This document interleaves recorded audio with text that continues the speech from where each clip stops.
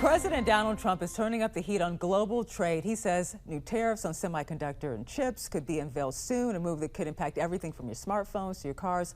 And that's just to start. Another round of tariffs is slated to kick in, though, tomorrow, targeting a whole bunch of countries. Join us now to break it down. What this means for the economy, what this means for your wallet, is former Trump White House economic advisor Steve Moore. And you know, Steve, what's been out there for the last 24 hours, and you probably have caught some of this, is that CNBC interview that's getting so much buzz for so many different reasons. But we're going to talk about tariffs and what the president said about the semiconductors, and also what we've been talking about all morning about the pharmaceutical industry. I want you to take a listen to this. But on pharmaceuticals, we'll be putting a initially small tariff on pharmaceuticals, but in 1 year, President 1.5 years maximum, it's going to go to 150%, and then it's going to go to 250%.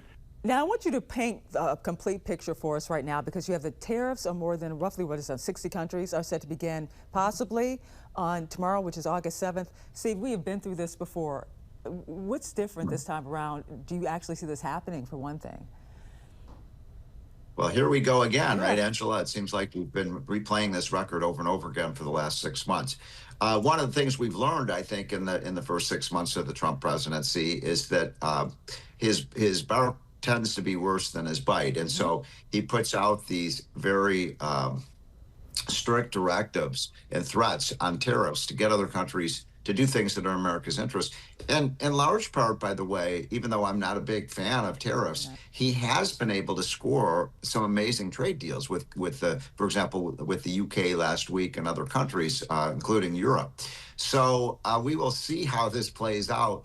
But I do think these are being used as threats to force other countries to do things that are in our interest. One of the most interesting ones is the one you just mentioned. They played that clip about drug prices, because you know, we are the country that innovates. We're 90% of the new drugs that come on the market, whether it's for cancer, heart disease, all sorts of other ailments. They come out of U.S. Research facilities with U.S. dollars. And yet, guess what? Americans pay more for these drugs than people in all these other countries. And Trump thinks that's unfair. I think most Americans think that's unfair. And Trump is going to try to force these other countries to pay their fair share for the drug development, because it's good.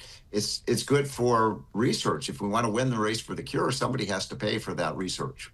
Well, I want to get your take on this as well. This is regarding something that Treasury Secretary Steve Bessant sent out right here. Now, tariff revenue is rising right now under what he says under America First trade agenda, surging to record highs over the past 4 months. Just last month, the U.S. collected roughly, I think it was $30 billion. Now, to be clear, though, this money, of course, is going into the Treasury, right? So how should, just Americans, us watching at home, how should we interpret this for how it will eventually trickle down to us?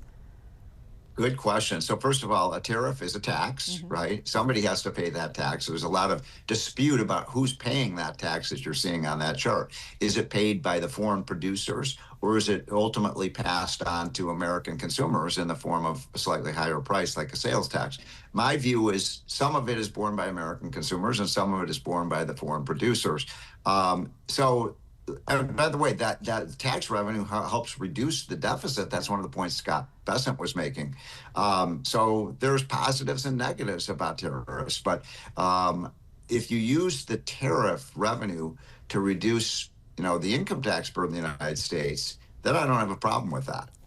Listen, I just want to drop this in real quick about this whole check that has been floated around that people could get some money in the mail because of these tariffs. Oh, the rebate. The rebate checks. I mean, come on. Do you think that's even possible? I don't like that idea. Yeah, I'm not a fan of that idea. I don't think the government should be passing out checks to people. After all, we're running a $2 trillion deficit right now.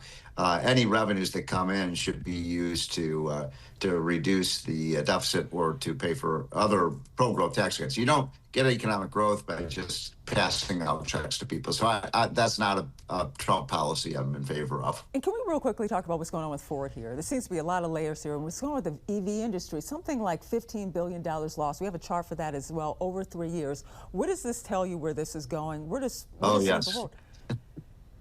Go ahead, Steve. Yeah, this is unbelievable, isn't it? This is Ford Motor Company and how much they've lost on EVs. They were losing, Angela, as much as $50,000 per car they were making in the electric vehicle market. And it kind of shows what happens when you have the government directing an industry to produce a certain product that customers may not want. By the way, I'm not against EVs, but we have a hybrid that we like a lot.